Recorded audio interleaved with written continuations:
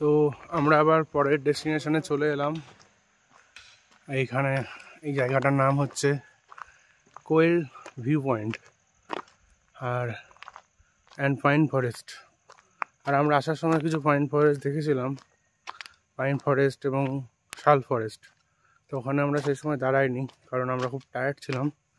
আগে হোটেল নেবো ভেবেছিলাম, তারপর বাকি স্পটগুলো দেখবো, কারণ আমরা আগে ম্যাপে দেখে নিয়েছিলাম এখানে ভিউ পয়েন্টগুলো খুব তাড়াতাড়ি, মানে খুব কাছাকাছি। তো সেই জন্য আমরা হোটেল নিয়েছিলাম আগে, তারপর ঘোরার কথা ভেবেছিলাম। তো কোয়েল ভিউ পয়েন্টে আমরা পৌঁছালাম এইমাত্র জাস্ট। এখানে কোনো টিকিট নেই, আর এর পাশে একটা রিসর্ট আছে। আশা করি এটা গভর্নমেন্টের, কোনো প্রাইভেট রিসর্ট নয়, কিন্তু বন্ধ আছে। ওখানে কিছু লোকও ছিল, কিন্তু আমরা কেউ কিছু জিজ্ঞাসা করিনি। আর সাইড দিয়ে রাস্তা ছিল পাইন ফরেস্টের ভেতর দিয়ে, আমরা এখান দিয়েই ঢুকে গিয়েছি। আর আমরা চলেও এসেছি প্রায় কাছাকাছি। এই যে এই পেছনটা থেকেই দেখা যাবে কোয়েল ভিউ পয়েন্ট। অ্যাকচুয়ালি এটা সানরাইজ ভিউ পয়েন্ট, আমি যতদূর জানি। এটা দেখতে গেলে মেবি 4:30 বা 5টার সময় আসতে হয়। তো আমরা অত সকালে প্যাকিং করতেই ব্যস্ত থাকবো, কারণ কালকে আমরা বেরিয়ে যাবো এখান থেকে। তো সেই কারণে আমরা এখনই চলে আসলাম। এখনই মোটামুটি সবগুলো স্পট ঘুরে নেব। আর আমি যে রিসর্টটার কথা বলছিলাম আমার পেছনে, এই যে এটা দারুণ রিসর্ট, অনেকটা বড় এরিয়া নিয়ে। আর আমি অলমোস্ট পৌঁছে গেছি, একদম সামনেই চলে এসেছি। দেখা যাক কি আছে কোয়েল ভিউ পয়েন্টে।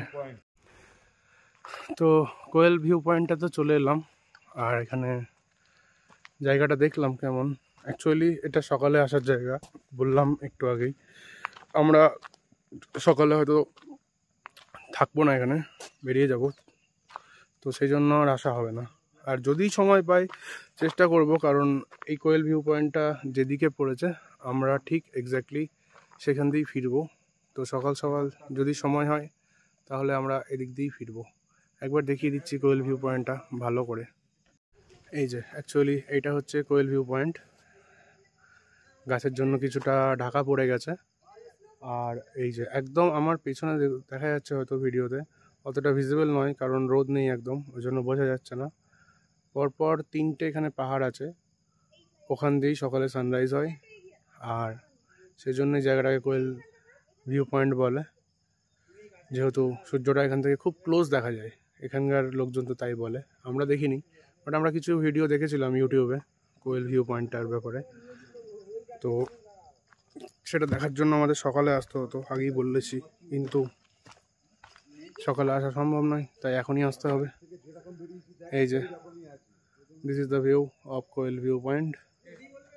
আর ঠিক তার পিছনেই আছে একদম পাইন ফরেস্ট। বাট এই পাইন ফরেস্ট এমন কিছু বড়, বা গাছগুলো এমন কিছু মোটা নয়। আমাদের দার্জিলিংয়ের থেকে ভালো পাইন ফরেস্ট আছে, সেগুলো আরও বেশি পুরনো, অনেক দিনের, এবং গাছগুলো অনেক বড়, অনেক মোটা। এটাও মোটামুটি আর কি। যাই হোক, একটা ফুল অকারণ ভিডিও দিয়ে দিচ্ছি, লুক দিয়ে দিচ্ছি, সবাই বুঝতে পারবে জায়গাটা কেমন। সেই জন্য